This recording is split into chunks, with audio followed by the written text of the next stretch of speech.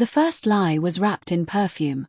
"Don't wait up," Emily had said, fastening her silver earrings while her reflection glimmered in the hallway mirror. "It's just dinner with my boss. He's in town for one night." Just dinner. Just her boss. She said it casually, as if the words didn't scrape my nerves raw. I nodded, pretending to focus on the muted TV, though every muscle in my jaw tensed like wire. I should have believed her. I wanted to. God, I wanted to. But something about the way she avoided my eyes, how her voice softened when she said his name, made the word just sound like a mask stretched over secret. Emily and I had been married for 8 years. Comfortable years. Predictable ones. Our fights were mostly about who forgot to buy milk or whose turn it was to clean the bathroom. But lately, she'd been different.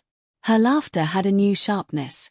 Her phone, once left lying around carelessly, was now a permanent extension of her hand. Notifications were silenced. The password had changed. And when she got a text, she smiled in a way that wasn't meant for me. That night, after she left, I sat on the couch staring at the empty wine glass she'd left on the table. The faint scent of her perfume still lingered, a mixture of jasmine and something expensive I'd never smelled before. I tried to distract myself. Turned on the game. Scrolled through social media. But every few minutes, my eyes darted to the clock. 9:45 p.m. 10:20. 11:03.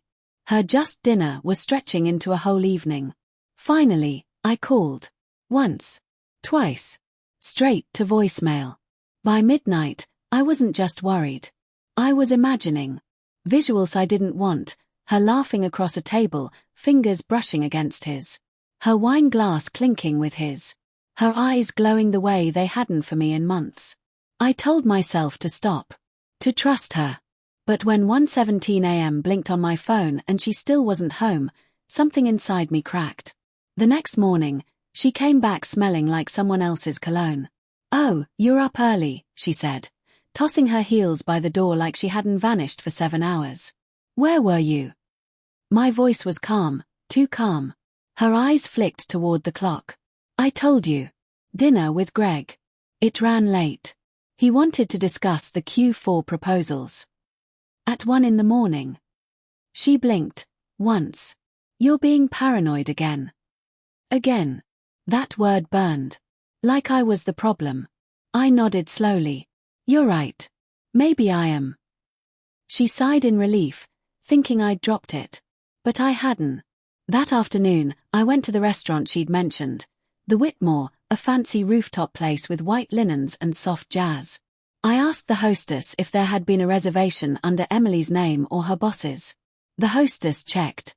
"No reservation for either, sir." "Are you sure it was last night?" I smiled tightly. "Yeah, I'm sure." Something cold settled in my stomach, heavy and certain. I drove home on autopilot, my thoughts a blur. The sunlight looked too bright, the world too normal. My hands gripped the steering wheel so hard my knuckles went pale. That's when I decided to know the truth, no matter how much it destroyed me. For the next week, I played the part of the trusting husband. I laughed when she joked, asked about her day, pretended not to notice the new perfume or the way she dressed sharper on late nights. But I installed a small tracking app on her phone while she showered. Guilt twisted inside me as I did it, but so did rage. 2 nights later, her team dinner showed up at the address of the Hawthorne Suites Hotel. My breath left me.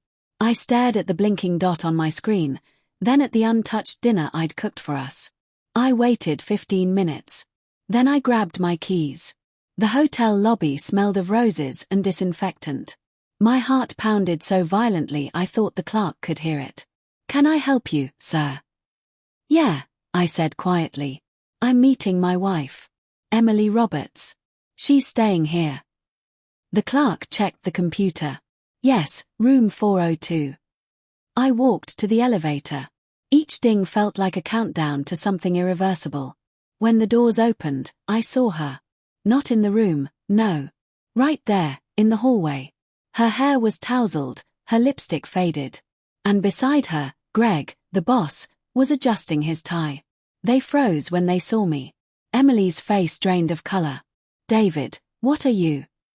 I didn't speak. Didn't yell. Didn't cry. I just stared, memorizing the scene. The truth. Her blouse slightly wrinkled. His hand brushing hers out of habit. The silence between us heavy enough to suffocate. David, it's not. Don't, I said. My voice cracked, but I held her gaze. Don't call it just dinner. She came home the next morning, eyes red from crying. The air between us was cold, sterile. I made a mistake, she whispered. It didn't mean anything. I was drunk. I was. You were choosing, I interrupted. And you chose him. She reached for my hand, but I pulled back. Please, David. I can fix this. We can fix this. I smiled sadly. No. You broke something I can't glue back together. The next day, she came home from work to find a thick envelope on the table. Divorce papers. When she opened it, her hands shook. You're serious? I told you, I said quietly. You had dinner with your boss. I'm having dinner with freedom. She looked at me like I'd stabbed her. Maybe I had.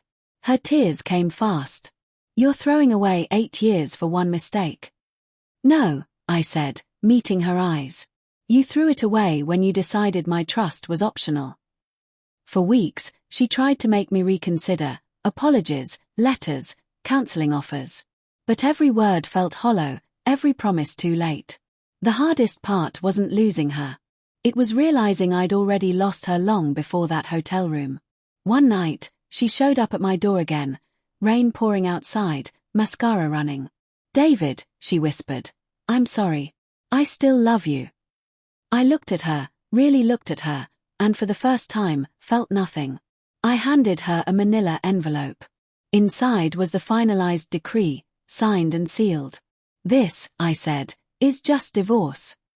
She stared at it, trembling. Is that really it?